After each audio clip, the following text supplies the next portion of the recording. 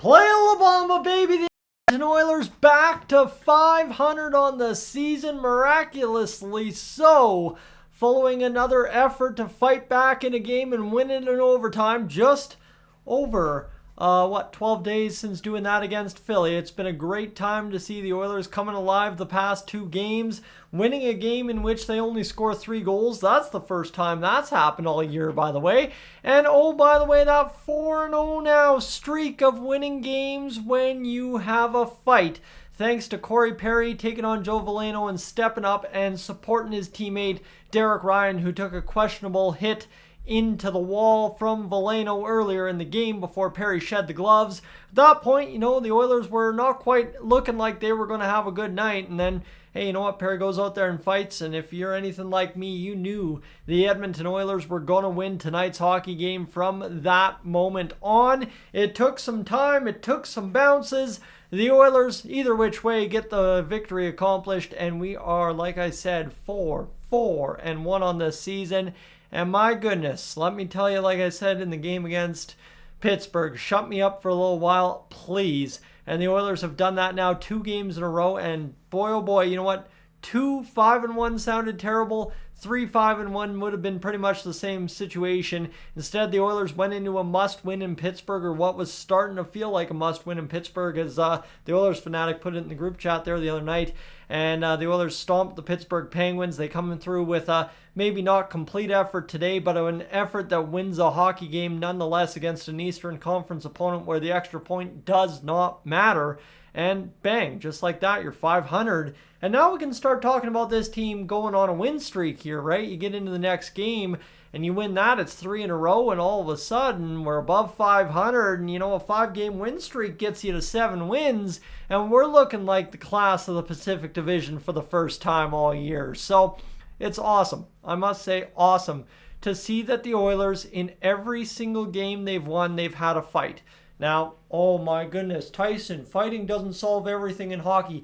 I'm going to tell you, this Edmonton Oilers team, for too long under Connor McDavid and Leon Draisaitl, has been walked on by other teams. They've taken liberties, they've taken extra shots, they've gone out there and played tough against us, and we've failed to answer the bell. This year, albeit, yeah, we have 5 losses on the year that we haven't, but in the wins, and it comes on the backs, right? I mean, maybe not that Pittsburgh game, but the other 3, it comes on the backs of our guys, maybe not role players stepping up and going out there throwing hands, Stetcher, Perry, Nurse, guys like that, throwing the hands and really just going out there and showing that this team is no longer a pushover. They stand up for each other. They're going to fight you if they don't like something, and they're going to make you answer the bell for your shots against us, which is absolutely fantastic because as an Oilers fan, listening, sitting here doing this channel for the past several years and watching the Oilers get run around on and stuff like that, it has been tough.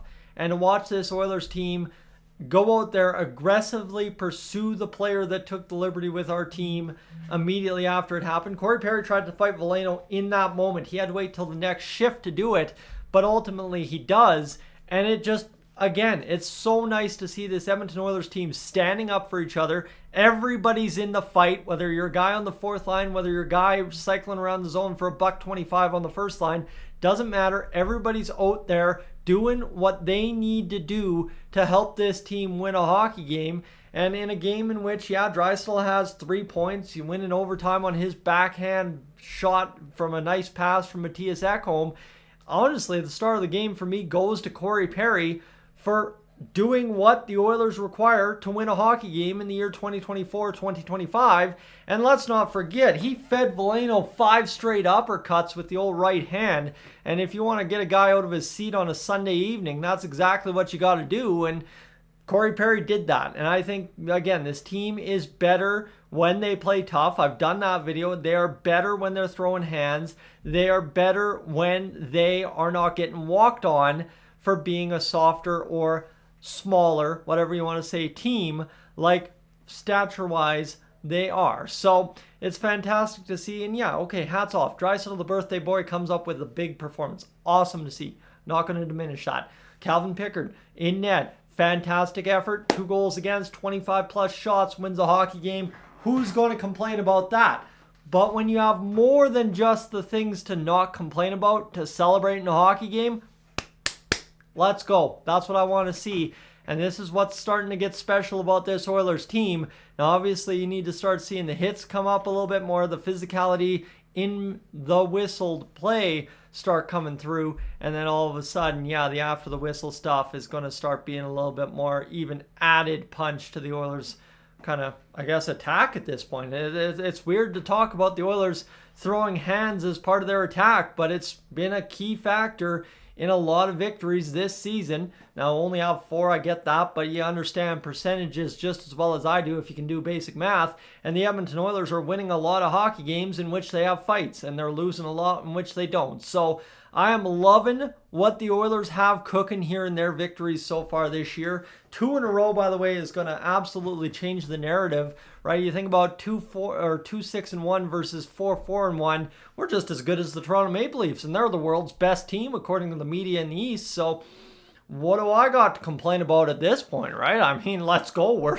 We're taking W's everywhere we can get them at this point, especially after falling down the way we did to start the season. And obviously, there's a lot to like about how the Oilers have won their 4 hockey games this year, and now it's just about piling up those wins as much as possible. And I will say huge credit, I know I called him out earlier on in the week, huge credit to Chris Knoblauch for keeping the lines the same. He kind of loaded up Draisaitl and McDavid quite a bit in this game. I don't even want to bother to check ice times because, again, complaining about a winning recipe is kind of sore winner. I try not to be that guy, but again, credit to him for starting the lines, giving the guys votes of confidence. And I saw a lot of guys that usually are staple to the bench, but every single line, no matter who went out there as a combination, had some good sustained zone time and pressure against the Red Wings tonight. We had 30 plus shots. So overall, a fantastic effort. Again, the first goal against, you would have liked to clean that one up. That kind of put us behind the 8 ball a little bit tonight. Just Nurse and Kulak paired together for absolutely no reason, but you get it. You know what? Knoblauch's still experimenting. I understand. Hey, you know what? I'll eat it. We won. It's all good. And at the end of the day, Pickard had a good game. And that's all you want to see. Calm, cool, collected Calvin Pickard, and that's what he is. That's what he delivers. That's why he got re-signed, and that's why he's the backup to Stuart Skinner, is he will deliver you more wins than not, and if not, give you a fighting chance to at least win a hockey game as well. So all in all, the Oilers 4-4-1 on the season. Fantastic victory tonight in terms of just fighting through, fighting it, and fighting the game to the finish line to backhand home the birthday boys game winner in Leon Draisaitl. Friends, this is Dolynny TV. Thanks for being aboard here tonight. I'm going to catch you tomorrow.